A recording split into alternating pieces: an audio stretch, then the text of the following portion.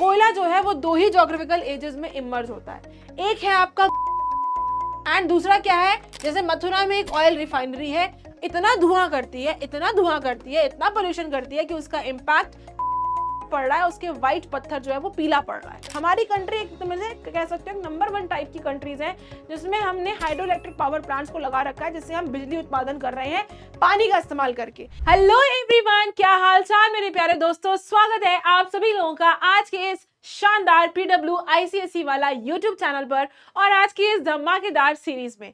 आज की सीरीज का टॉपिक है हमारे that is conventional sources of energy. So I hope इससे पहले कि आपने सारे लेक्चर्स देख लिए होंगे, हाल ही में हमने अभी अपना एक टॉपिक कवर किया है दैट इज योर मिनरल्स, कि मिनरल्स हमें कहाँ मिलते हैं। तो आज हम पढ़ने जा रहे हैं हमारा one more very interesting topic and that is conventional sources of energy. भाई देखो, दो तरह के सोर्सेज होते हैं एनर्जी। सोर्सेज ऑफ एनर्जी का मतलब ये हुआ कि कहाँ से हम एनर्जी प्रोड्यूस कर सकते हैं, ठीक है ना। तो उसका एक है कन्वेंशनल सोर्स। कन्वेंशनल सोर्सेज कौन कौन से होते हैं, और अगला टॉपिक जो हम कवर करेंगे that will be non conventional sources of energy, ठीक है ना। तो कन्वेंशनल सोर्स ऑफ एनर्जी का मतलब क्या होता है, देखो इस चैप्टर को आज हम पूरे वन शॉट में कवर करने जा रहे हैं। स्टार्ट करते हैं बेटा इंट्रोडक्शन से कि भाई कन्वेंशनल क्या होता है। कन्वेंशनल सोर्स ऑफ एनर्जी बेटा ये ऐसे are those which have been used by man for a long time and are still being used abundantly। ये वो सोर्सेज ऑफ एनर्जी होती है जिसको इस इंसान जो है वो कई सालों से लगातार इस्तेमाल करता चला जा रहा है और आगे भी करता चला जाएगा और बेहिसाब इस्तेमाल कर रहा है बिना किसी रुकावट के, ठीक है ना। इसको बोलते हैं कन्वेंशनल सोर्स ऑफ एनर्जी, ठीक है ना। दीज इंक्लूड, इसमें कौन कौन सी चीजें आती है, जैसे आपका कोल हो गया, पेट्रोलियम हो गया, नेचुरल गैस हो गया, हाइडल पावर। इन्हीं को आज हम इस लेक्चर में डिस्कस करने जा रहे हैं। कोल के बारे में पढ़ेंगे, नेचुरल गैस के बारे में पढ़ेंगे, पेट्रोलियम के बारे में पढ़ेंगे एंड हाइडल पावर के बारे में पढ़ेंगे, ठीक है ना। एक्सेप्ट फॉर हाइडल पावर के अलावा these sources of energy are non renewable. ये सोर्सेज ऑफ एनर्जी क्या है, दे आर नॉन रिन्यूएबल। भाई हाइडल पावर का मतलब बिजली बन रही है पानी से, तो पानी आपका रिन्यूएबल सोर्स ऑफ एनर्जी है। बाकी सारे कोल, पेट्रोलियम, नेचुरल गैस ये क्या है, they are non renewable. Non renewable इनको हम बेटा इसलिए बोलते हैं क्योंकि इनको रिन्यू होने में they take millions and millions of years, इसलिए इनको नॉन रिन्यूएबल बोला जाता है, ठीक है ना।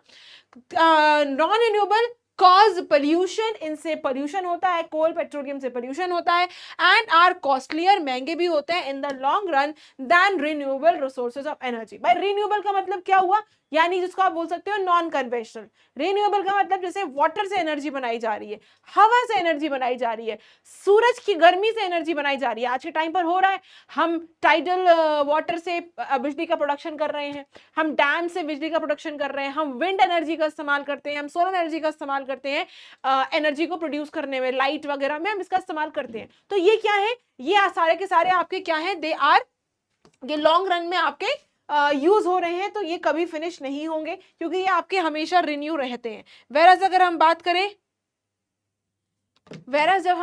बात करें about the conventional source of energy, तो ये एक टाइम के बाद रिन्यू होने के लिए इनको समय चाहिए, they take millions and millions of years, ठीक है ना। चलो, तो ये है आपका coal, petroleum and natural gas. इसके अलावा हाइडल पावर के बारे में आज के इस लेक्चर में हम पढ़ने वाले हैं। अब देखो हम पढ़ेंगे क्या, भाई कोल क्या होता है, क्या कॉम्पोजिशन होता है, क्या प्रॉपर्टीज होती हैं, कहाँ मिलता है, क्या यूजेस होते हैं, वही चीजें जो हमने मिनरल्स में पढ़ी थी, यही चीजें हम आज इसमें पढ़ने जा रहे हैं। कोल की बात करें बेटा तो ये क्या होता है, इसको हम बोलते हैं इट इज अ कंबस्टाइल, यानी कि rocks that burn when they get heated up. ये क्या होते हैं, ये वो रॉक्स होते हैं, ये कंबस्टाइल होता है, यानी कि जब चट्टान हीट हो जाता है, गर्म हो जाता है, तो ये कोल में कन्वर्ट हो जाता है। Solid and stratified rocks of organic and mineral matter. तो कोल क्या होता है, ये ऐसे रॉक्स से बनता है जो ऑर्गेनिक मैटर होता है जिसमें, और जिसमें मिनरल्स होते हैं, ठीक है ना। इसमें कार्बन कंटेंट कितना होता है बेटा, 60 से 90% कार्बन कंटेंट होता है।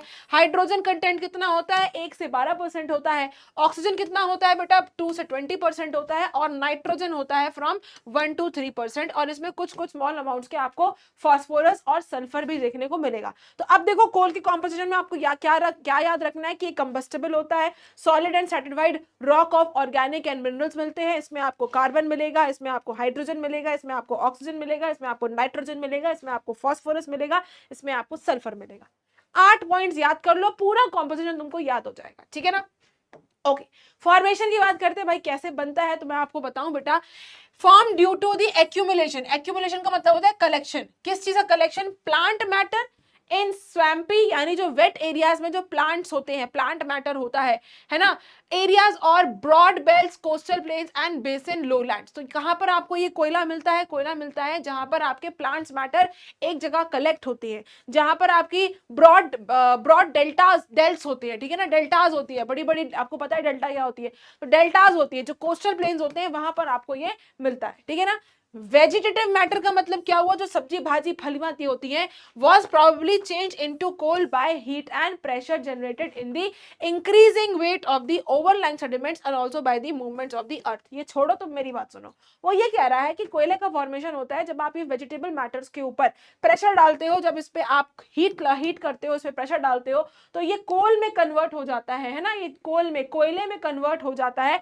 And it is generated by increasing weight of overlying sediments. इसके बाद उसके ऊपर जो सेडिमेंट्स आ जाते हैं ना भाई, प्लांट मैटर है, वेजिटेबल मैटर है, उसमें आपने हीट डाला, उसमें प्रेशर डाला, उसके ऊपर बाद साथ में सेडिमेंट्स भी डाल दिए, तो ये कोल में कन्वर्ट हो जाता है, ठीक है ना। And also by the movement of the earth, तो ये इसका फॉर्मेशन होता है, ठीक है ना। फॉर्मेशन आई होप आपको क्लियर हो गया होगा फॉर्मेशन कैसे होता है। ओके, क्लासिफिकेशन ऑफ कोल की बात करें बेटा, तो depending on the moisture, depending on the amount of carbon, moisture and voltaic matter. Voltaic matter का मतलब क्या होता है? Unstable matter, rapidly changing it's state. Volatile matter कि भाई बदलता जा रहा है, स्टेबल नहीं है, अनस्टेबल है। मैटर जो है, जो उसकी केमिकल प्रॉपर्टीज है, वो चेंज होती रहती है, रैपिडली चेंज होती है, उसको हम बोलते हैं वोलेटाइल मैटर, ठीक है ना। इस तो coal can be classified as follows. कई तरह के कोल होते हैं। एक आता है आपका, सबसे पहले आता है एंथ्रासाइट कोल। क्या बोलते हैं इसको? इसको बोलते हैं एंथ्रासाइट कोल, ठीक है ना। ये जो कोल होता है बेटा, इट इज दी हार्डेस्ट कोल, सबसे हार्ड होता है। और दूसरा सबसे हाईएस्ट रैंक का कोल होता है, सबसे बेस्ट क्वालिटी का हाईएस्ट रैंक का कोल आपको यही मिलता है। ये शाइनी होता है और लस्ट्रस होता है। लस्ट्रस का मतलब ब्राइट, ठीक है ना, ब्राइट होता है।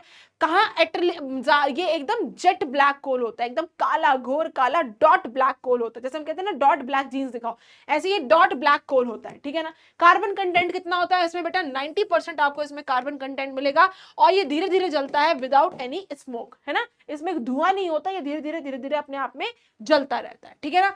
Burns for a long time, काफी लंबे समय तक चलता है, और इसमें बहुत कम राख निकलती है, ठीक है ना।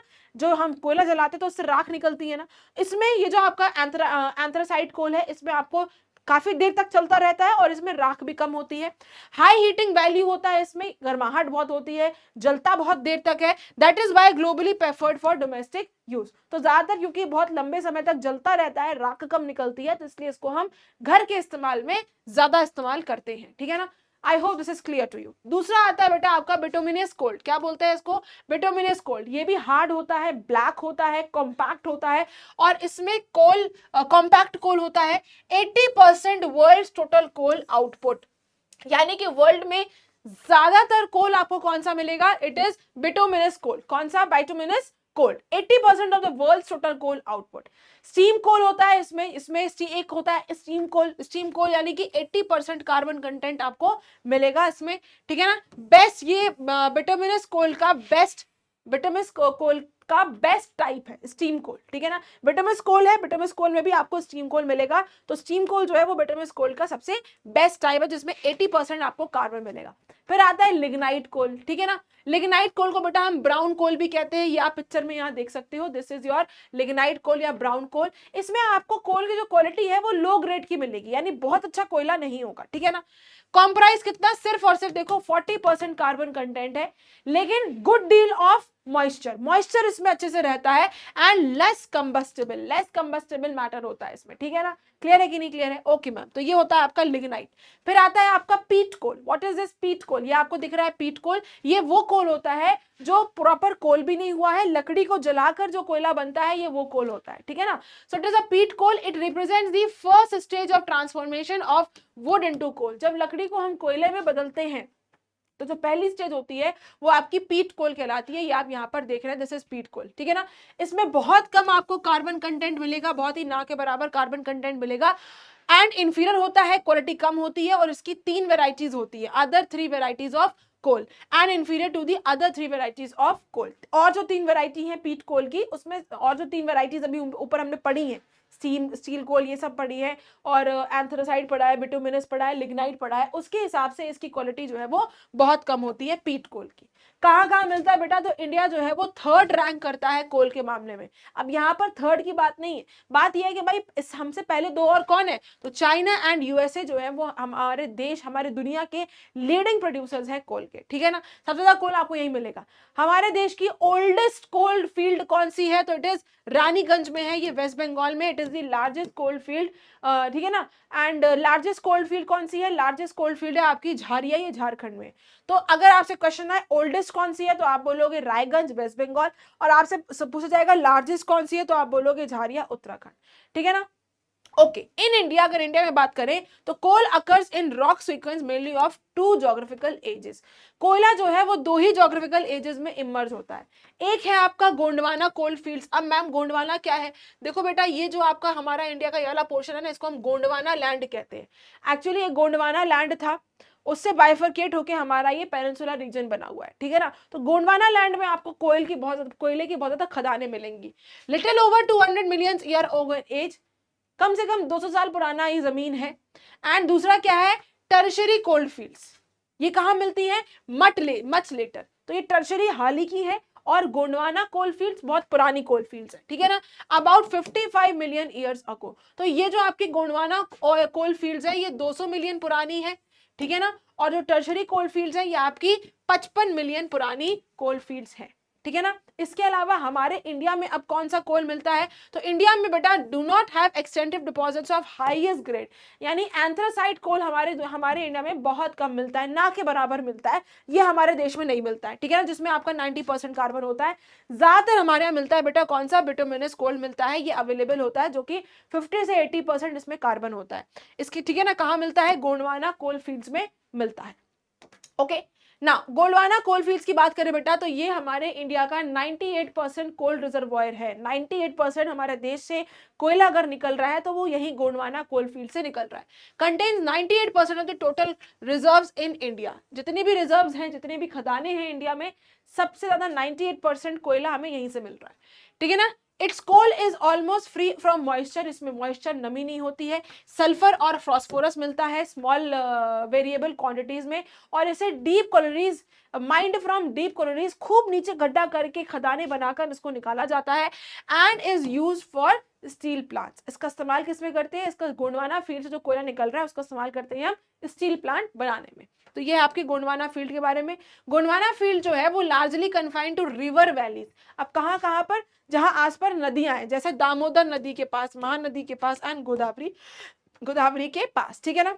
ओके, इसके अलावा भाई major source of Gondwana coal fields कहाँ पर है, कौन कौन सी स्टेट में मिलता है बेटा, तो ये आपको मिलेगा वेस्ट बंगाल में, झारखंड में मिलेगा, उड़ीसा, छत्तीसगढ़, मध्य प्रदेश, तेलंगाना, आंध्र प्रदेश, उत्तर प्रदेश, महाराष्ट्र एंड महाराष्ट्र। ये आपकी कुछ स्टेट्स हैं जहां पर आपको ये गोंडवाना कोल फील्ड मिलेगा। गोंडवाना कोल फील्ड कोई एक कोल फील्ड नहीं है, कई सारी कोल फील्ड्स को मिलाकर बनाया गया है, ठीक है ना। I hope they are clear है आपके लिए। तो ये जो कोल फील्ड्स है इसमें account of 4/5 Indians coal reservoir. तो आप चाहे इसको बोलो कि 98% कोल मिलता है या 4/5 कोल आपको गोंडवाना लैंड में मिलेगा, एक ही बात है, ठीक है ना।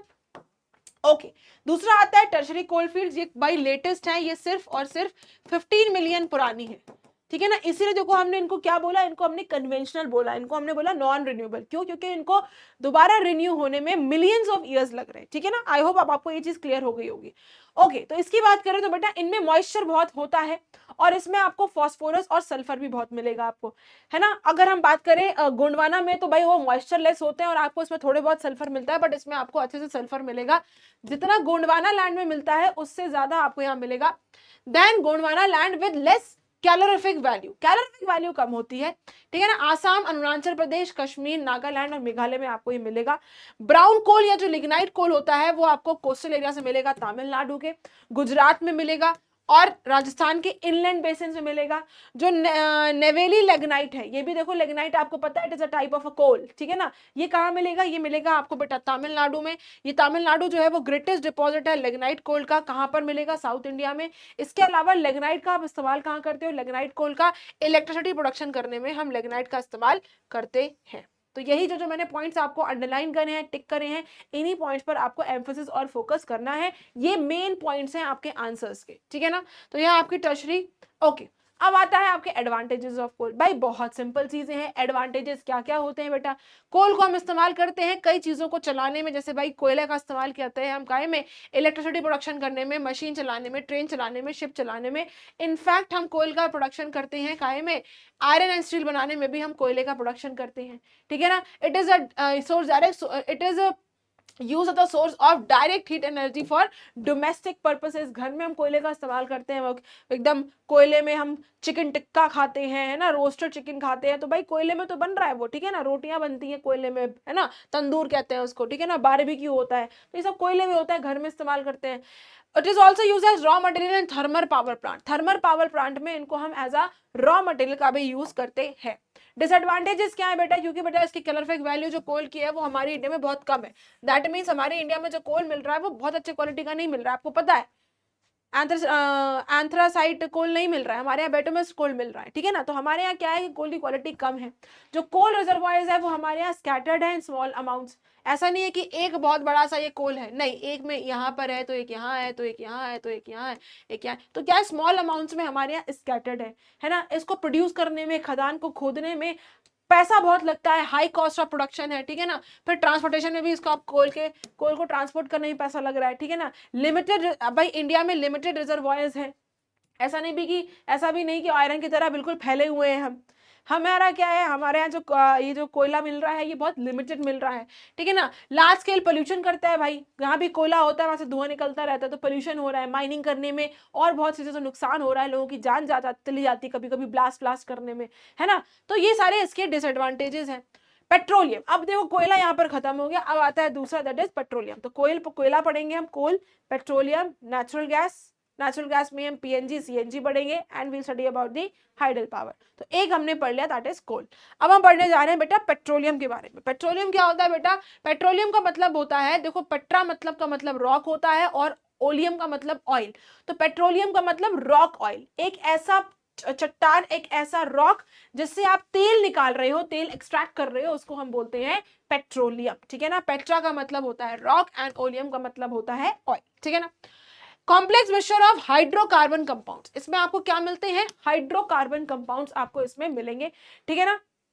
अब अगर हम अपने इंडिया की बात करें, या इन सॉरी इस रॉक ऑयल की बात करें जहां से हम तेल को एक्सट्रैक्ट कर रहे हैं, अगर हम इस रॉक की ऑयल की बात करें, तो not even a tiny part of the crude petroleum which goes waste और रिमेन अनयूज्ड। इतना सा भी तिनका इसका वेस्ट नहीं होता है, सारा का सारा पेट्रोलियम एक्सट्रैक्ट करके हम इस्तेमाल कर लेते हैं, यानी एक्सट्रैक्शन में भी कोई भी पेट्रोलियम वेस्ट नहीं होता, ठीक है ना। इसीलिए इसको क्या बोलते हैं? इसको हम लिक्विड गोल्ड बोलते हैं। क्या बोलते हैं? लिक्विड गोल्ड बोलते हैं। किसको? पेट्रोलियम को बोलते हैं, ठीक है ना।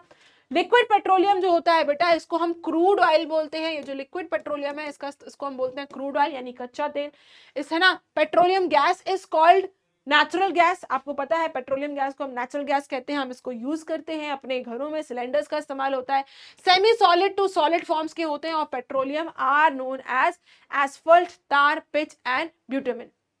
जो सेमी सॉलिड्स होते हैं, मतलब कि प्योर सॉलिड भी नहीं है, सेमी सॉलिड है या सॉलिड फॉर्म्स के हैं, उनको हम क्या बोलते हैं? उनको हम तार बोलते हैं, उनको हम पिच बोलते हैं, उनको हम बिटुमेन बोलते हैं, उनको हम एस्फाल्ट बोलते हैं। अब मैम तार क्या होता है? बेटा रोड बनती है तो उसमें डामर डलता है ना, गिट्टी डलती है ना, गिट्टी को चिपकाने के लिए उसमें पेट्रोलियम डाला जाता है, काला काला कलर का होता है, पेट्रोलियम डाला जाता है, ठीक है ना। तो ये है आपका क्रूड ऑयल, ठीक है, थोड़ा सा थिक है, ये लिक्विड पेट्रोलियम है, ये आपका एलपीजी है, लिक्विफाइड पेट्रोलियम गैस, और ये आपका तार है ना। कि हम जब रोड बिछाते हैं तो उसमें एक आदमी होता है, वो ब्लैक कलर का कुछ डालता रहता है, चिपचिपा होता है वो, राइट, दैट इज पेट्रोलियम, वो पेट्रोलियम होता है, ठीक है ना।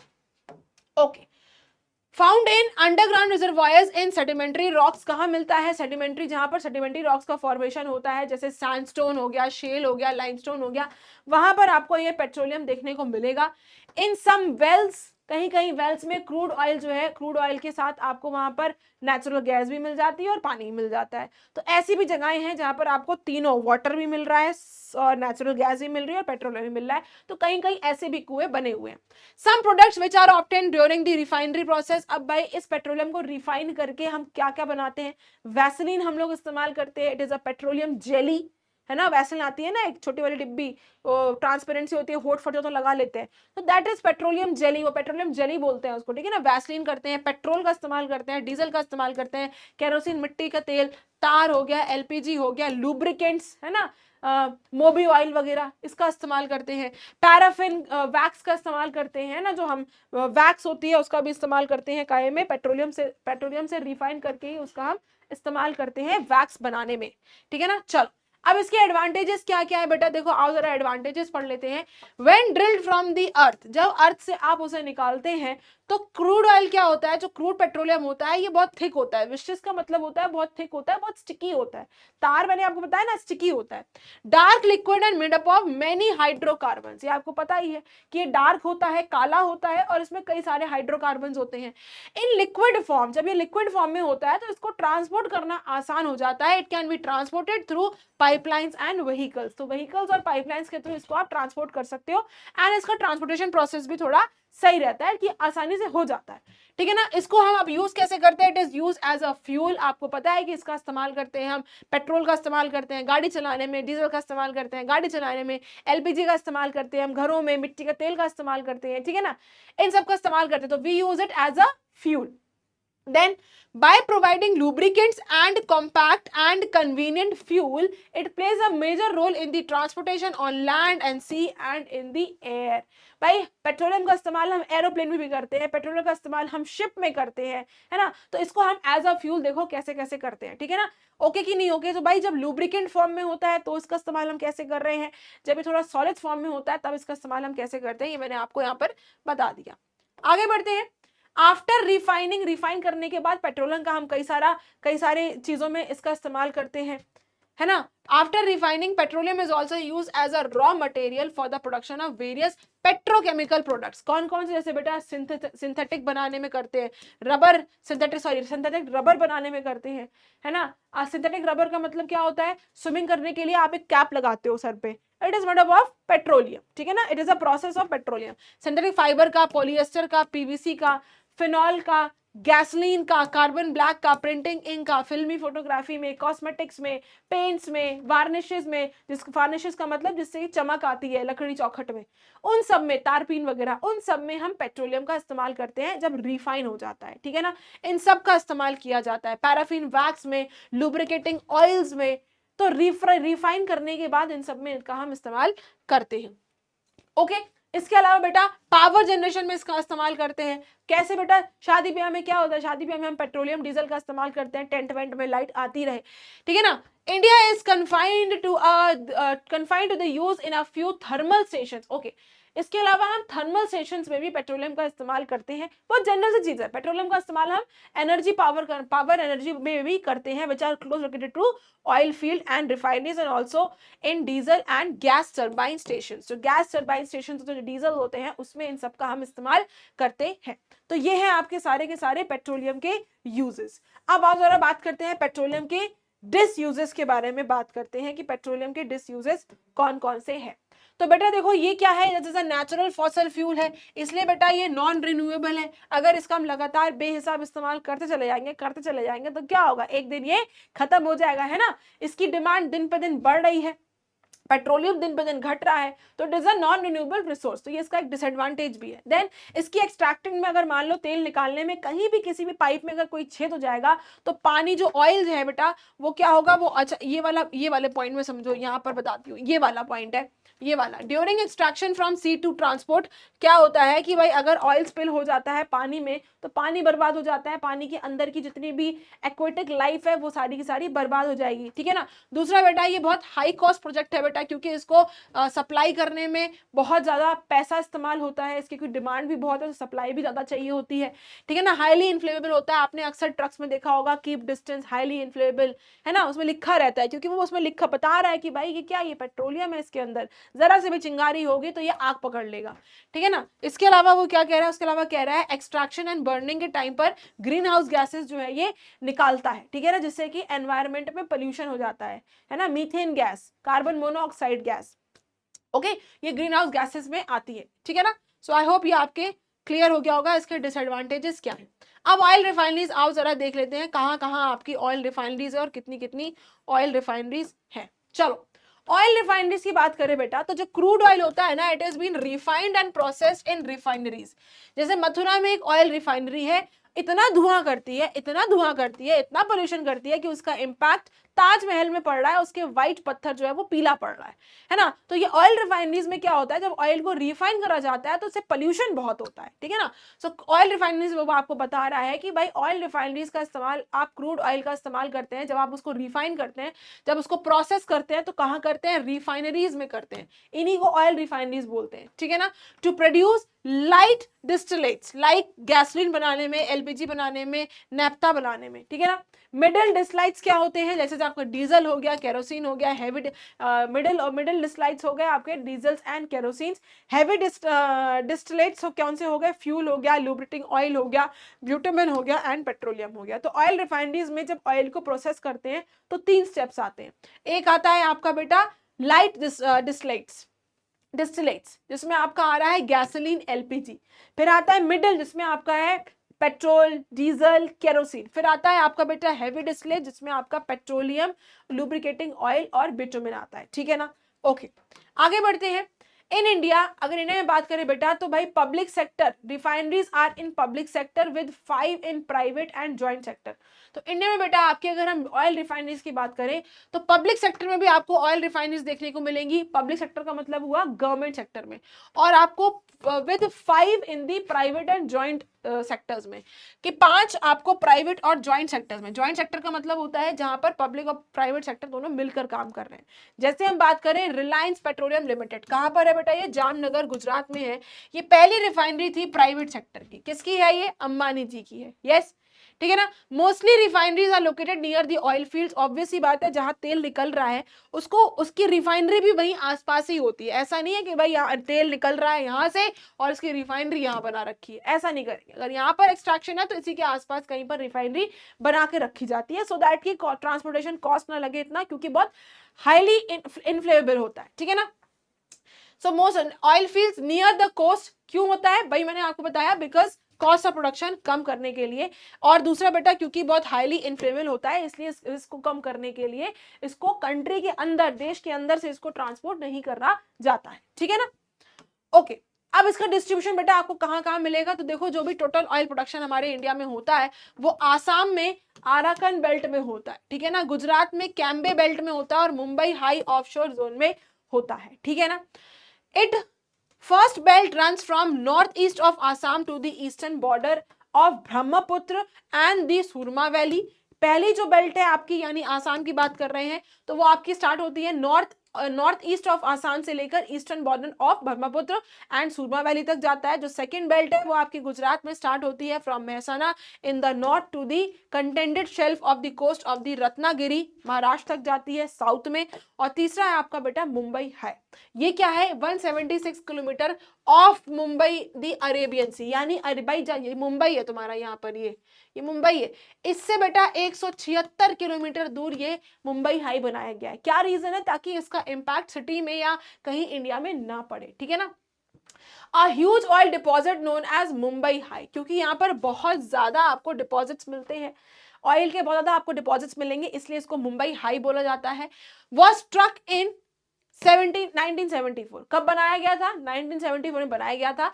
It is the most productive oil field, सबसे ज्यादा ऑयल आपको यहीं से मिल रहा है, and reserve for 5 tons of oil, 5 ton oil यहां से आप निकाल सकते हैं। तो it is a very very very big reservoir, ठीक है ना। अब ईस्टर्न रीजन की बात करें आसाम में बेटा, तो आसाम में सबसे ओल्डेस्ट और सबसे इंपॉर्टेंट ऑयल बियरिंग एरिया है ईस्टर्न हिमालयाज में। दिग्बोई की बात करें, जो कि आपका तिनसुकिया डिस्ट्रिक्ट में है, आसाम में है, ये आपकी ओल्डेस्ट ऑयल फील्ड है और ओल्डेस्ट रिफाइनरी है इंडिया की। कौन सी बेटा, दिग्बोई, ठीक है ना। क्लियर है कि नहीं क्लियर है। इसके अलावा और कौन से दो अदर ऑयल फील्ड्स हैं, जैसे मोरान हो गया, बप्पापुंग हो गया, हसनपुर हो गया एंड हुगरी जंग हो गया, ये और दूसरी ऑयल फील्ड्स है ईस्टर्न रीजन की। फिर वेस्टर्न रीजन की बात करते हैं, गुजरात की बात करते हैं, तो यहाँ पर आपको कैम्बे बेसन में मिलेगा, जो कि कहाँ पर है, oil bearing sand, men oil bearing sand है, मेन ऑयल बियरिंग एरिया है, यहाँ से आप ऑयल एक्सट्रैक्ट कर रहे हो। और कौन सी ऑयल फील्ड्स हैं यहाँ पर, कलोल है, कोयली है, कोसंबा है, सनंद है, थाना है एंड अखिलेश्वर है एंड नवगांव है। तो तो ये और दूसरी दूसरी ऑयल फील्ड्स हैं जो कि बच्चे आपको देखो याद ही करनी पड़ेगी। इसके अलावा और दूसरी बात करें बेटा तो जैसे आपको त्रिपुरा में मिलेंगे कुछ ऑयल फील्ड्स, पंजाब में मिलेगा, नागालैंड, वेस्ट बंगाल, कश्मीर एंड जम्मू एंड कश्मीर मिलेगा। इसके अलावा आपको कावेरी, कृष्णा और गोदावरी बेसिन में भी, साउथ में भी ऑयल फील्ड्स देखने को मिलेंगी, ठीक है ना। तो अब यहाँ पर आपका ऑयल फील्ड खत्म हो जाता है। अब हम यहाँ पर बात करेंगे किसके बारे में, now we are going to talk about the third conventional source of energy and that is natural gas. Natural gas क्या होती है, देखो आई होप इतना आपको अभी तक क्लियर हो गया होगा। ओके चलिए नेचुरल गैस के बारे में पढ़ते हैं। देखो नेचुरल गैस कब कैसे अकर होती है, कैसे बनती है, it occurs in association with mineral oil, यानी मिनरल ऑयल के कांटेक्ट में आकर नेचुरल गैस बनती है। मेनली इसमें आपको कौन सी गैस मिलेगी, 95% इसमें आपको मीथेन मिलेगा और इसमें कुछ कुछ आपको प्रोपेन और इथेन के भी अमाउंट्स मिलेंगे। And it is a fossil fuel. Fossil fuel क्यों कह रहे हैं, क्योंकि इससे हम एनर्जी प्रोड्यूस कर रहे हैं, ठीक है ना। Natural gas deposits mostly accompany oil deposits, जहां पर ऑयल डिपॉजिट्स होते हैं वहां पर आपको नेचुरल गैस मिलता ही मिलता है। क्यों, because it has been formed by decomposing remains of dead animals, plants buried under the earth. तो ये कैसे बनती है, जो मरे हुए जानवर पेड़ पौधे होते हैं जो जमीन के अंदर मर जाते हैं उनसे ये मिलकर बनती है। सो आई होप आपको इतना क्लियर हो गया होगा कि भाई ये कहाँ पर आपको मिलती है। तो जहां पर आपको मोस्टली ऑयल डिपॉजिट्स मिलेंगे वहां पर आपको मोस्टली नेचुरल गैस के भी डिपॉजिट्स देखने को मिलेंगे। आगे बढ़ते हैं, एलपीजी की बात करते हैं। भाई हम नेचुरल गैस से बात करें तो हम एलपीजी की बात करेंगे, हम सीएनजी की भी बात करेंगे, एलपीजी की बात करेंगे बेटा, सीएनजी की बात करेंगे एंड आई थिंक इसमें आपका पीएनजी नहीं दिया हुआ है, कोई बात नहीं, सीएनजी दिया हुआ है, सीएनजी के बारे में बात करेंगे और एलपीजी के बारे में करेंगे, ओके ना। तो एलपीजी बेटा की फुल फॉर्म क्या है, लिक्विफाइड पेट्रोलियम गैस। क्या बोलते हैं, लिक्विफाइड पेट्रोलियम गैस। इसका इस्तेमाल हम कहाँ करते हैं बेटा, घर में इस्तेमाल करते हैं और ये बाय प्रोडक्ट होता है after refining crude oil. Crude oil को रिफाइन करने के बाद जो बचता है वो होता है आपका एलपीजी, ठीक है ना। इसीलिए उसने देखो यहाँ पर ये बताया था कि जहां पर ऑयल डिपॉजिट्स होते हैं वहां पर आपको अक्सर नेचुरल गैस के डिपॉजिट्स देखने को मिलते हैं। क्यों, क्योंकि क्रूड ऑयल को और रिफाइन करोगे तो आपको एलपीजी मिल जाती है, ठीक है ना। मेन कंपोनेंट इसमें कौन सा होता है बेटा, ब्रूटेन होता है इसमें, but also contain propane and ethane. तो इसमें ब्रूटेन के साथ साथ प्रोपेन और इथेन भी होता है। मैम एलपीजी क्या होता है, घर के सिलेंडर देखें एलपीजी है वो, ठीक है ना। चलो ओके, ओडरलेस होता है बेटा, कोई उसमें खुशबू नहीं होती। लेकिन घरों में क्या होता है, डोमेस्टिक गैस सिलेंडर्स में इसमें कुछ खुशबू आती है, कुछ फाउल स्मेल आती है जिसको हम डिटेक्ट कर लेते हैं कि लगता है सिलेंडर खुला है या सिलेंडर लीक कर रहा है, ठीक है ना। क्यों, क्योंकि उसमें होता है इथाइल मरकैप्टन। क्या होता है, इथाइल मरकैप्टन। ये एक फाउलिंग स्मेलिंग गैस होती है जो कि एलपीजी में ऐड करी जाती है ताकि जब भी एलपीजी कभी लीक करेगी तो हम उसको सिलेंडर, अगर मान लो कभी लीक करेगी तो उसको हम आसानी से डिटेक्ट कर सकें, ठीक है ना। तो इसमें कौन सी गैस मिलाई जाती है, इसमें मिलाई जाती है इथाइल मरकैप्टन, ठीक है ना, इथाइल मरकैप्टन। एलपीजी में इसको ऐड किया जाता है सो दैट कि जब भी कभी एलपीजी अगर लीक कर रही है तो उसको हम फटाफट से डिटेक्ट कर लें, ठीक है ना।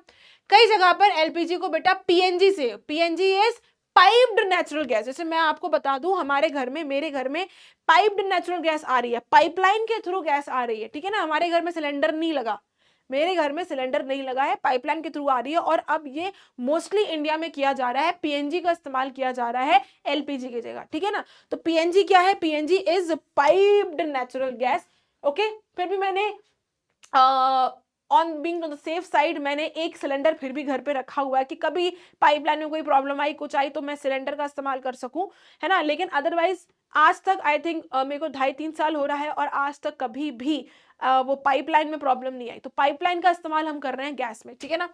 नॉट स्टोर्ड इन सिलेंडर, इसमें सिलेंडर में स्टोर नहीं करते बल्कि ये बेटा पाइपलाइन के थ्रू इसको सप्लाई किया जाता है, ठीक है ना। Okay, compressed natural gas CNG की बात करते हैं तो बेटा इनको हम ड्र में इस्तेमाल करते हैं, यानी कि गाड़ियों में इस्तेमाल करते हैं। मोस्टली इन केसेस ऑफ उबर वगैरह, ओला देखोगे तो इनकी गाड़ियां सीएनजी होती है ना। दिल्ली के पूरे ऑटो रिक्शा सीएनजी है, ठीक है ना। तो use for running vehicles obtain from natural gas से यूज होता है। इसको इस्तेमाल कैसे कर रहे हैं, एक ऑल्टरनेटिव तरीके से, पेट्रोल के ऑल्टरनेटिव में, डीजल के ऑल्टरनेटिव में हम इसको इस्तेमाल कर रहे हैं, ठीक है ना। ओके दिल्ली के जितने भी, देखो भाई मैंने आपको बताया, दिल्ली के बेटा जितने भी ऑटोज हैं, जितनी पब्लिक ट्रांसपोर्ट है, वो सबके सब सीएनजी में कन्वर्ट हो गए हैं। CNG is compressed natural gas में कन्वर्ट हो गए हैं। जैसे जो भी टैक्सीज हैं, बसेज हैं, ओला है, उबर है, सब कुछ हो गया, रिक्शा विक्शा सब जो है सीएनजी में कन्वर्ट हो गया है। कहाँ कहाँ देखने को मिलेगा बेटा? सो 3/4 ऑफ इंडियाज नेचुरल गैस जो है वो बेटा मुंबई हाई से आ रही है। यानी मुंबई हाई से मैक्सिमम आपको ये मिल रहा है, नेचुरल गैस मिल रही है। रेस्ट कहाँ पर बेटा? आसाम में, तमिलनाडु में, राजस्थान में और त्रिपुरा में हमें नेचुरल गैस मिल रही है। आगे बात करें इसके एडवांटेजेस क्या है बेटा, तो अगर उसे आप पेट्रोल और पेट्रोलियम से और पेट्रोल और कोल से कंपेयर करोगे तो ये इको फ्रेंडली फ्यूल है, ये धुआं नहीं करती है, ये हमारे एनवायरमेंट को कम नुकसान पहुंचा रही है। नुकसान तो ये भी पहुंचा रही है क्योंकि आप एक्सट्रैक्ट कर रहे हो, जमीन से कोई चीज निकाल रहे हो, नुकसान तो ये भी पहुंचा रही है, बट इतना नहीं पहुंचा रही जितना कि आपका कोल और पेट्रोलियम करता है।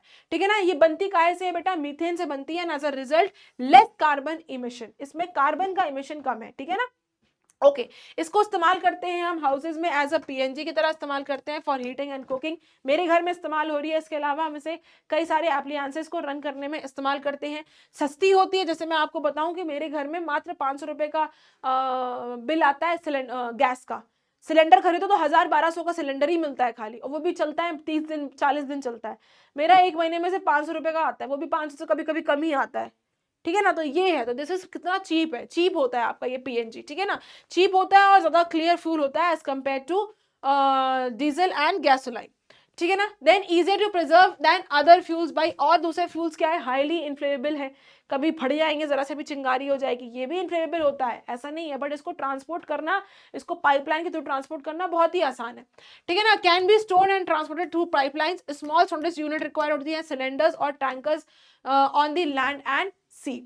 Then use for producing hydrogen ammonia, ये जो फर्टिलाइजर्स में यूज करते हैं, इसमें इसका इस्तेमाल पीएनजी का सीएनजी का इस्तेमाल किया जाता है, और कुछ कुछ पेंट्स और प्लास्टिक्स में भी सीएनजी पीएनजी का इस्तेमाल किया जाता है। ठीक है ना? लाइट एयर जो होती है and therefore tends to vanish in case of leakage. Leakage में क्या होता है कि अगर मान लो लीक कर रही है, हवा हल्की होती है, ऊपर उड़ जाती है और ये वैनिश हो जाती है, उड़ जाती है। ठीक है ना? कहीं स्टोर नहीं होती, वेस्ट हो जाती है। डिसएडवांटेज क्या है बेटा? अगर लीक ज्यादा हो गया, बहुत बड़ा लीक है, तो भाई उसको डिटेक्ट करने में leaks are difficult to detect, क्योंकि इसमें सीएनजी वीएनजी में कोई ऐसी स्मेल तो है नहीं, एक्स्ट्रा कोई स्मेल तो डाल नहीं रहे, फाउल स्मेल तो है नहीं जिसको आप डिटेक्ट कर लो। तो कभी कभी डिटेक्ट करने में बड़ा खतरा होता है, बड़ा डेंजरस होता है, विच में कॉज एक्सप्लोजन और फायर, जिसकी वजह से एक्सप्लोजन हो जाता है, फायर हो जाता है। रसोड़े में कौन था? राशि। रसोड़े में कौन था? ये आग कैसे लग गई? मेरे साड़ी पे जूस गिरा, है ना? तो भाई ऐसे एक्सप्लोजन हो जाते हैं। ठीक है ना? पता नहीं चलता।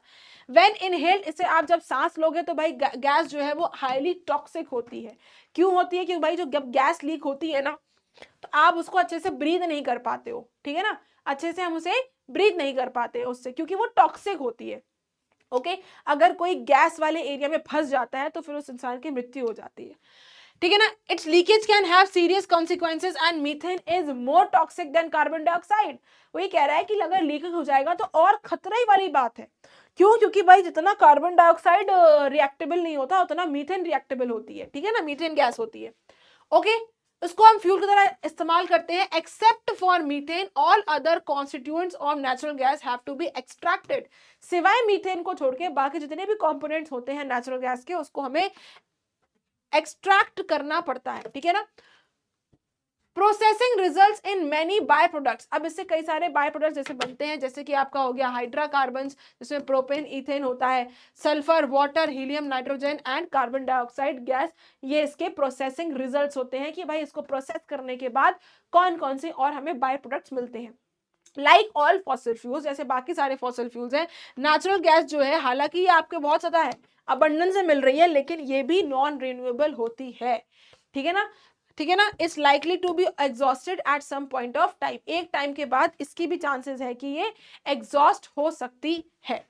ओके चलिए आगे बढ़ते हैं। हाईली प्रोडक्शन कॉस्ट है भाई, ऑब्वियस ही बात है, इसमें प्रॉपर आपको पाइपलाइन बिछानी पड़ेगी, अच्छी क्वालिटी की पाइपलाइन चाहिए है, कोई लीकेज ना हो, नहीं तो फिर प्रॉब्लम हो जाएगी, है ना? तो इसका हाई कॉस्ट प्रोडक्शन है बेटा। इंफ्रास्ट्रक्चर चाहिए होता है इसके प्रोडक्शन करने के लिए। डिस्ट्रीब्यूशन बेटा इसका एक्सपेंसिव है, जगह जगह आपको पाइपलाइन लगाना पड़ेगा, सेपरेट प्लम्बिंग सिस्टम, पाइप्स आपको लगानी पड़ेगी, स्पेशलाइज्ड टैंक्स बनाने पड़ेंगे इनको स्टोर करने के लिए, ठीक है ना। जब इसको आप व्हीकल्स में आप यूज करते हैं तो भाई स्पीड कम होती है। जब भी ओला उबर में निकल जाओ, अपनी गाड़ी से आओ तो भैया 70 80 90 100 120 गाड़ी चलती है, बट सीएनजी में 60 से ऊपर भागती ही नहीं है।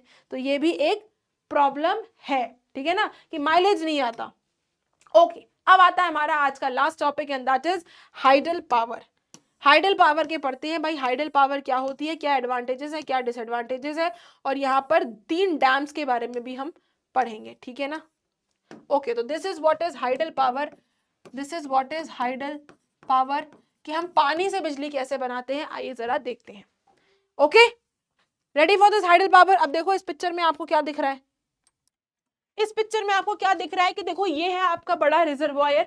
रिजर्वायर का मतलब क्या हुआ, यहाँ पर बहुत ज्यादा पानी हमने सेव करके रखा हुआ है। ये डैम का इस तरफ का एरिया है, यहाँ हमने पाइपलाइन लगा रखी है जिससे कि पानी का नीचे फ्लो जा रहा है। यहाँ पर आपका टरबाइन लगा हुआ है, यानी पंखुड़ी लगी है। पानी क्योंकि जब प्रेशर से नीचे गिरता है तो क्या होगा, यहाँ पर टरबाइन जो है बेटा वो घूमना शुरू कर देंगे, जिससे कि यहाँ पर जनरेटर लगा हुआ है। जनरेटर क्या होगा, जब टरबाइन घूमेगा तो जनरेटर में पावर प्रोड्यूस होगा। पावर प्रोड्यूस होने की वजह से यहाँ पर ट्रांसफार्मर रखा हुआ है और इससे इलेक्ट्रिसिटी प्रोडक्शन किया जा रहा है। तो इस तरीके से इलेक्ट्रिसिटी प्रोडक्शन किया जाता है हाइडल पावर से। Okay, electricity generated from power, मैंने आपको बताया कि इलेक्ट्रिसिटी जो है वो हम इस पानी से, वाटर से, पानी से हम इलेक्ट्रिसिटी जनरेट करते हैं। कैसा होता है, it is produce from the energy that is release when water flaws from a high level with great force. जब पानी को एक बहुत ऊंचाई से जब नीचे तक, नीचे की तरफ छोड़ा जाता है, जब गिराया जाता है तो पानी बहुत तेजी से आता है। क्या होता है, नीचे क्या लगी होती है, the blades of the turbine, नीचे आपकी ब्लेड्स लगी होती हैं। पानी उस पर जब पड़ता है तो ब्लेड्स भी घूमना शुरू कर देती हैं। उससे इतनी तेजी से घूमती है, इतनी तेजी से घूमती है कि उससे फिर बिजली का उत्पादन किया जाता है, बिजली को प्रोड्यूस किया जाता है, ठीक है ना। ये जो टरबाइन्स होती हैं, they are at located at the bottom of the dam, dam के सबसे नीचे लगा होता है जहां पर पानी गिर रहा होता है, ठीक है ना। जब ये पानी जो है वो टरबाइन के कांटेक्ट में आता है, टरबाइन घूमता है और इससे क्या होता है, इलेक्ट्रिसिटी का प्रोडक्शन किया जाता है। तो this is what tidal energy, जो मैंने आपको पिक्चर में बताया वही यहाँ पर लिखा हुआ है, ठीक है ना। चलो आगे बढ़ते हैं, बात करते हैं नॉर्मली क्या होता है बेटा, हाइड्रो पावर प्रोजेक्ट्स को मल्टीपल पर्पस के लिए इस्तेमाल किया जाता है। अब जब डैम बनाया जाता है ना, तो खाली उससे आप इलेक्ट्रिसिटी प्रोडक्शन नहीं करते, उससे आप और बहुत सारी चीजें करते हो। जैसे बेटा आप फ्लड कंट्रोल कर सकते हो, जैसे बेटा आप उसका इरिगेशन के लिए इस्तेमाल करते हो, आप उसका नेविगेशन के लिए इस्तेमाल करते हो ना, नदी वदी को पार करने के लिए बोट वोट का इस्तेमाल कर लेते हैं ना, उसमें करते हो। Power generation capacity depends on volume of water flowing towards the water turbine. भाई कितनी एनर्जी प्रोड्यूस हो रहे हैं, कितना पावर, कितना हम बिजली प्रोड्यूस कर रहे हैं, वो डिपेंड करता है कि कितना पानी, वॉल्यूम कितना है पानी का, और उसको हम किस लेवल से, कितनी तेजी से हम उसे टरबाइन में हिट कर रहे हैं, ठीक है ना। India is one of the pioneering countries in establishing hydro electric power plants. हमारी कंट्री एक तरह से कह सकते हैं नंबर 1 टाइप की कंट्रीज है जिसमें हमने हाइड्रो इलेक्ट्रिक पावर प्लांट्स को लगा रखा है, जिससे हम बिजली उत्पादन कर रहे हैं पानी का इस्तेमाल करके। ये जो हाइड्रो इलेक्ट्रिक पावर प्लांट्स हैं, ये आपको दार्जिलिंग में मिलेंगे बेटा, आपको ये आपको मिलेंगे शिमला होना चाहिए ये एक्चुअली, ठीक है ना। शिवा समुद्रम में मिलेगा, ठीक है ना। वहां का डैम है। ये एस्टैब्लिश कब हुआ था, 1898 एंड 1902 में इसको एस्टैब्लिश किया गया था। एडवांटेजेस क्या है बेटा, सबसे बड़ी बात क्लीन है और नॉन पोल्यूटिंग है ना, कोई गंदगी नहीं हो रही, और सबसे बड़ी बात एनवायरनमेंट हार्म नहीं हो रहा, और वाटर तो हमारा रिन्यूएबल रिसोर्स है, ठीक है ना। तो सबसे बड़ा यही आता है कि भाई वाटर को आप जो है कंटामिनेट नहीं कर रहे हो, कोई पोल्यूशन नहीं आ रहा है, कोई हार्मफुल या पॉइजनस चीजों का इस्तेमाल नहीं किया जा रहा है। दूसरा, कोई भी ग्रीन हाउस गैस इफेक्ट कोई भी ग्रीन हाउस गैस इफेक्ट नहीं आ रहा है, कोई मीथेन, कार्बन डाइऑक्साइड कुछ भी प्रोड्यूस नहीं हो रहा है, एकदम क्लीन, प्रोटेक्ट कर रहा है हमारे एनवायरनमेंट को ग्लोबल वार्मिंग से। तीसरा क्या है, रिन्यूएबल सोर्स ऑफ एनर्जी है, इसको पानी जो है वो खत्म नहीं होगा, इसको आप बार बार अगेन एंड अगेन इस्तेमाल कर सकते हैं, ठीक है ना। जब आप डैम बनाते हैं, dams build to produce hydro electricity or multipurposes, ये मैंने आपको बताया कि इसके एक नहीं, इरिगेशन में, नेविगेशन में इसका इस्तेमाल करते हैं। इकोलॉजिकल और सस्टेनेबल डेवलपमेंट है ये, क्यों, क्योंकि बेटा हमारे फॉसिल फ्यूल्स इससे बच रहे हैं। भाई पानी से अगर आप बिजली बना रहे हो तो कोल, पेट्रोलियम का आप इस्तेमाल कम कर रहे हो, तो फॉसिल फ्यूल्स हमारे बच रहे हैं, ठीक है ना। और दूसरी चीज, पानी से बिजली बनाना बहुत सस्ती है, चीप है, चीपर है, वेरस कोल, पेट्रोलियम से अगर बिजली बनानी है तो वो थोड़ी महंगी पड़ रही है। तो ये है इसके सारे के सारे एडवांटेजेस। डिसएडवांटेज क्या है बेटा, डैम बनाना पड़ रहा है, डैम के लिए जमीनें खाली करवानी पड़ी है, लोगों को हटाना पड़ रहा है, ठीक है ना। कभी डैम टूट गया तो बाढ़ आ जाएगी, कभी अर्थक्वेक आएगा, डैम टूट गया तो भी बाढ़ आ जाएगी, है ना, ये हो जाता है। तो हाई कॉस्ट बिल्डिंग डैम्स, एक तो बेटा डैम बनाने में पैसा बहुत लगता है, हालांकि चलो मानते हैं कि ये एक नेचुरल हमारी वाटर टेबल को ऑल्टर करता है, बट ये एक बहुत हाई कॉस्ट प्रोजेक्ट है, करोड़ों रुपया लगता है इसमें, ठीक है ना। डैम को बनाने में बेटा सीरियस जियोलॉजिकल डैमेज होता है, जैसे कि बेटा आप जमीन के अंदर डर करके आप ड्रिलिंग कर रहे हो, काफी अंदर तक जा रहे हो, जिससे कि अर्थक्वेक के चांसेस बढ़ जाते हैं, ठीक है ना। तीसरा बेटा क्या है, डैम बनाना है तो भाई आपको बहुत सारे लोगों को डिस्प्लेस करना पड़ेगा, जो लोग वहां पर रह रहे हैं उनकी जमीनें लेनी पड़ेगी, उनको कहीं और सेफ जगह पहुंचाना पड़ेगा, ठीक है ना। तो इससे क्या है बेटा, उनकी मेंटली उनकी जो फिजिकल लाइफ है, जो मेंटल लाइफ है, जो वहाँ की उनको एक, भाई आप ही हो, आज आप एक शहर में रह रहे हो, दसियों साल से रह रहे हो, आपको शहर से लगाव है, कल को आपको कहीं और कोई पहुंचा देगा, आपका मन नहीं लगेगा, है ना, तो आपकी लाइफस्टाइल में चेंज आ जाता है, डिसएडवांटेज है। अब हम बात करते हैं भाखड़ा नंगल डैम की बेटा। तो बेटा ये क्या है, it is a joint venture of Punjab, Haryana and Rajasthan government. 3 सरकारें मिलकर इस भाखड़ा नंगल डैम को चला रही हैं, पंजाब की सरकार, हरियाणा की सरकार और राजस्थान की सरकार। 2 डैम्स, दो डैम बने हैं, एक है आपका भाखड़ा और दूसरा है नंगल, ठीक है ना। हम लोग अक्सर इसको भाखड़ा नंगल डैम बोलते हैं, बट ये एक्चुअली 2 डैम्स है, भाखड़ा डैम अलग है, नंगल डैम अलग है, ठीक है ना। And also have canal system, और इसमें बेटा कैनाल सिस्टम भी है, यानी नहर निकाली गई है फॉर प्रॉपर इरिगेशन के लिए। ओके, भाखड़ा डैम कहाँ है बेटा, कहाँ बना हुआ है, सतलज रिवर पर बना हुआ है, border between the Punjab and Himachal Pradesh, ठीक है ना। 90 किलोमीटर का ये लॉन्ग रिजर्वॉयर है, भाखड़ा नंगल डैम को बेटा गुरु गोबिंद सागर डैम भी कहते हैं, ठीक है ना। 90 किलोमीटर का बहुत बड़ा डैम है यार, 90 किलोमीटर का रिजर्वॉयर है ये। ओके, स्टोरेज कैपेसिटी कितनी है बेटा, 9.3 million cubic metres, sorry billion, 9.3 billion cubic metres, बहुत बड़ा होता है यार, you can not even imagine also, ठीक है ना। तो ये है आपका भाखड़ा नंगल डैम, ठीक है ना, ये आपको दिख रहा है, दिस इज भाखड़ा डैम, और यहाँ पर आपको आगे ये पानी गिरते हुए दिख रहा है, आगे यहाँ पर कैनाल सिस्टम भी बना हुआ है, ठीक है ना। आगे बात करते हैं बेटा नंगल डैम की, बात करते हैं तो ये कहाँ पर बना है, ये भी आपका सतलज रिवर पर बना है, कहाँ पर, पंजाब में, ठीक है ना। Supplies water to Bhakra irrigation canals, भाई इसमें भी कैनाल सिस्टम है, तो भाखड़ा के जो कैनाल्स है उसमें नंगल से पानी जा रहा है, नंगल डैम से पानी जा रहा है, ठीक है ना। यहाँ पर आपको 4 पावर हाउसेस मिलेंगे, एक मिलेगा आपको गंगवाल में, एक मिलेगा कोतला में, एक मिलेगा लेफ्ट बैंक पावर हाउस और राइट बैंक पावर हाउस मिलेगा, ठीक है ना। क्या है इसमें कैपेसिटी है 4 पावर हाउसेस की, जो 10120 मेगावाट एनर्जी पावर इलेक्ट्रिसिटी का प्रोडक्शन कर रहे हैं। तो ये है आपका बेटा Bhakra Nangal dam. Bhakra canal system की बात करें बेटा, तो ये 10 मिलियन एरिया एकड़ 10 मिलियन एकड़ जमीन को इरिगेशन पहुंचा रही है, पंजाब में, हरियाणा में और राजस्थान में। क्यों बनाया गया है बेटा ये प्रोजेक्ट, इसका एम क्या है, प्रोवाइड वाटर फॉर इरिगेशन, भाई सिंचाई के लिए पानी दे पाए हम, इरिगेशन प्रॉपर कर सके, इसलिए किया गया है। इलेक्ट्रिसिटी प्रोडक्शन करना है, आपको पता है 1204 मेगावाट इलेक्ट्रिसिटी प्रोडक्शन कर रहे हैं। And prevent floods from Sutlej and Beas river, जो अक्सर बाढ़ आ जाती है तो इसमें पानी स्टोर कर लेंगे तो फिर बाढ़ वगैरह नहीं आएगी। तो ये है आपका भाखड़ा कैनाल सिस्टम, ठीक है ना। Power generation at Bhakra dam, भाई भाखड़ा डैम में किस तरीके से पावर जनरेट हो रही है, कैसे इलेक्ट्रिसिटी प्रोड्यूस होती है, तो 10 पावर जनरेटर्स लगे हुए हैं, 5 ऑन ईच साइड, 5 इधर लगे हैं, 5 इधर लगे हैं, तब जाकर 1200 मेगावाट की बिजली बनाई जा रही है। Power generated at Bhakra dam is distributed among partner states of, भाई ये जो बिजली का प्रोडक्शन किया जा रहा है, ये बिजली कहाँ कहाँ पहुंचाई जा रही है बेटा, पंजाब में पहुंचाई जा रही है, हरियाणा, राजस्थान, हिमाचल प्रदेश, दिल्ली एंड चंडीगढ़, इन जगहों पर इलेक्ट्रिसिटी का प्रोडक्शन जो हो रहा है, जो सप्लाई करी जा रही है, वो इन जगहों पर पहुंचाई जा रही है, ठीक है ना। इसके अलावा 3 एडिशनल पावर प्लांट्स भी यहाँ पर लगाए गए हैं ऑन दी 2 कैनाल्स, जो 2 कैनाल्स हैं, भाखड़ा कैनाल है, नंगल कैनाल, ठीक है ना। Nangal hydel channel and Anandpur Sahib hydel channels that originate from Nangal dam, तो ये 2 चैनल्स हैं, एक है आपका कौन सा, एक है आपका नंगल हाइडल चैनल और दूसरा है आपका Anandpur Sahib channel, hydel channel, ठीक है ना। दूसरा आता है हमारा Hirakud dam, one of the largest dam of India, ठीक है ना, it is the largest dam of India, बहुत बड़ा बहुत बड़ा डैम है हमारे इंडिया का, आप देख ही सकते हो, it's a very big dam. चलो इसके बारे में पढ़ते हैं, क्या है बेटा, कहाँ बना है, सबसे इंपॉर्टेंट बात तो ये महानदी रिवर पर बना है, 15 किलोमीटर ये संबलपुर से दूर है, वहां इसको बनाया गया है ओडिशा में, ठीक है ना। One of the first major multipurpose river valley, भाई ये पहला ऐसा डैम था जिसको मल्टीपर्पज के लिए इस्तेमाल किया गया था, ठीक है ना। Project started after independence of India, Bharat की आजादी के बाद it was one of the first dam जिसको मल्टीपर्पज के लिए इस्तेमाल किया गया था। क्या काम है बेटा, क्या करती है ये महानदी रवि जो नदी जो फ्लो कर रही है उसको रेगुलेट करती है, कंट्रोल करती है, और यहाँ पर हाइड्रो इलेक्ट्रिसिटी को प्रोड्यूस कर रही है, पानी से बिजली बना रही है through several hydro electric plants. Okay, control दी महानदी डेल्टा को कंट्रोल कर रही है, रिवर को कंट्रोल करती है, एंड इरिगेट्स 75 स्क्वायर किलोमीटर, बहुत बड़ा एरिया होता है बेटा ये, उसको ऑफ लैंड को कंट्रोल कर रही है, वहां पर इरिगेशन पहुंचा रही है, यानी कैनाल सिस्टम है यहाँ पर भी, कैनाल्स डैम से पानी जब छोड़ा जाता है तो इस 75 स्क्वायर किलोमीटर में एरिया में इरिगेशन किया जा रहा है, ठीक है ना।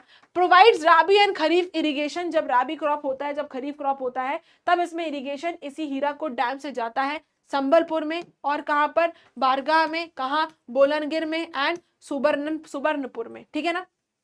Water release by the power plant is used to irrigate areas in Mahanadi delta, तो जो पानी यहाँ हीराकुद से छोड़ा जाता है उसको महानदी डेल्टा में जितने भी एरियाज हैं, जो 75 स्क्वायर किलोमीटर का एरिया है, उसमें इरिगेशन किया जाता है, ठीक है ना। सो आई होप ये आपको क्लियर हो गया होगा। फिर आता है बेटा आपका सरदार सरोवर डैम, तीसरा डैम आता है, it is also one of the biggest dam जो आपका बना हुआ है, कहां पर है, सरदार सरोवर आपका गुजरात में पड़ता है बेटा, ठीक है ना।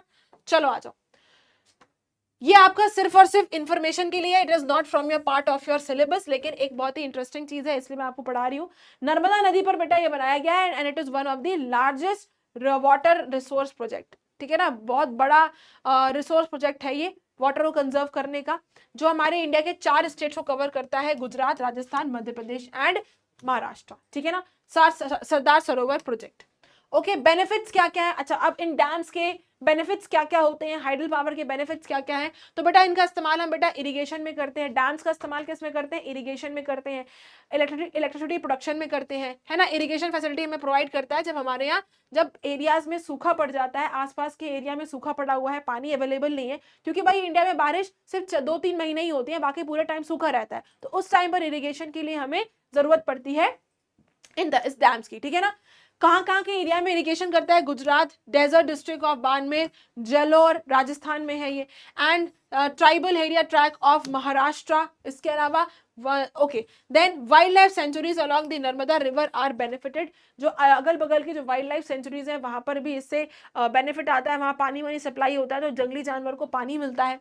It has a canal network system, canals है 75 किलोमीटर की लेंथ के, बहुत बहुत बड़ा होता है बेटा, 75 किलोमीटर बहुत ज्यादा होता है, ठीक है ना। तो इतनी लंबी यहाँ पर कैनाल है जो कि गुजरात में ही अकेले है, और वहां पर इरिगेशन फैसिलिटी प्रोवाइड करी जा रही है। देन ड्रिंकिंग वाटर सप्लाई, हमारे जैसे मैं अपने घर की बात करूं, जहां मैं रहती हूँ झांसी में, झांसी के पास एक डैम है माता टीला डैम, वहां से हमारे झांसी में पानी की सप्लाई करी जा रही है, तो भाई जो हमारे यहाँ सप्लाई का पानी आता है ना, हम कहते हैं ना सप्लाई का पानी 6 से 8 बजे तक आता है, शाम को 4 से 6 आता है, वो पानी कहाँ से आ रहा है, ये डैम से पानी आ रहा है, तो हमें पानी वहां से मिल रहा है, पानी को प्योरीफाई करके उसको सप्लाई किया जा रहा है, ठीक है ना। तो special location of 0.86 MAF of water has been made to provide drinking water to 28 million people in urban and rural areas in Gujarat, especially those जो कि सौराष्ट्र और कच्छ में रह रहे हैं, क्योंकि सौराष्ट्र और कच्छ में पानी की बहुत प्रॉब्लम है, वहां लोग पानी खरीद के इस्तेमाल करते हैं, ठीक है ना। तो ड्रिंकिंग वाटर फैसिलिटी भी हमें जो वो डैम होता है वो प्रोवाइड करता है। तीसरा आता है बेटा आपका पावर, आपको पता है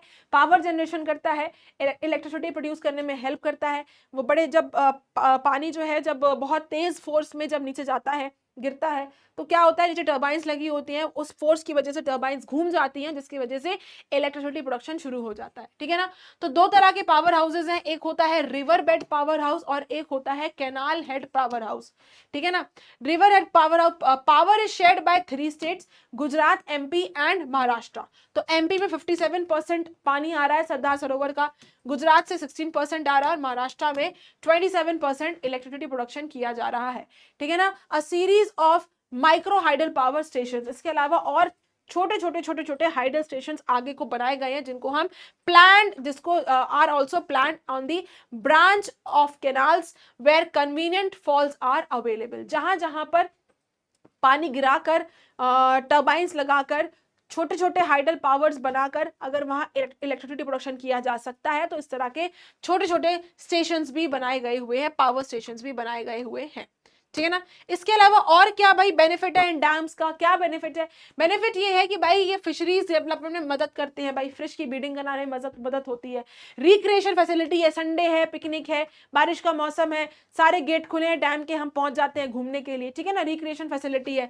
वाटर सप्लाई करती है इंडस्ट्रीज के लिए, उनको पानी मिलता है यहाँ से। एग्रो इंडस्ट्रियल डेवलपमेंट करता है, कैसे? पानी पहुंचा रहा है उस जगह पर, ठीक है ना। Protection end of conserve forest from grazers, आसपास पानी रहेगा तो जो सॉइल है वो नम बनी रहेगी, वहां पर जो है ग्रेजिंग नहीं हो पाएगी, क्योंकि वहां पर ऑब्वियसली हर बार हरा भरा बना रहेगा, ठीक है ना। सेकेंडरी बेनिफिट क्या है बेटा? एम्प्लॉयमेंट जनरेट होता है भाई, पानी कब छोड़ना है, गेट कब खोलना है ना, पावर कितने वॉट का वहां पर जनरेटर लगाना है, कितनी टर्बाइंस लगानी है, तो ये एक कोई इंजीनियर ही बता पाएगा, है ना। तो भाई एम्प्लॉयमेंट आ गया वहां पर you need man power, you need their source of, you need a man, you need their labours, आपको लोग चाहिए, तो आपका एम्प्लॉयमेंट जनरेशन हुआ। इंक्रीज इन वेजिटेबल कवर, कैसे होता है भाई? आप पानी से आप इरिगेशन कर रहे हो, इरिगेशन से क्या होगा भाई? आपकी खेती जो अगर बगल के लैंड एरिया है वो आप एग्रीकल्चर में और एक्सपैंड कर पाओगे, क्यों? क्योंकि आपको इरिगेशन फैसिलिटी अच्छी मिल रही है, ठीक है ना। And grass due to tree plantation, तो वही चीज मैंने अभी आपको बताई, यही चीज, ठीक है ना। So with this now I come to the end of this lecture and I hope आपने मेरे साथ इस चैप्टर को बढ़िया तरीके से रिवाइज कर लिया होगा। कन्वेंशनल सोर्स ऑफ एनर्जी, जिसमें 4 तरह के कन्वेंशनल सोर्सेस हमने पढ़े।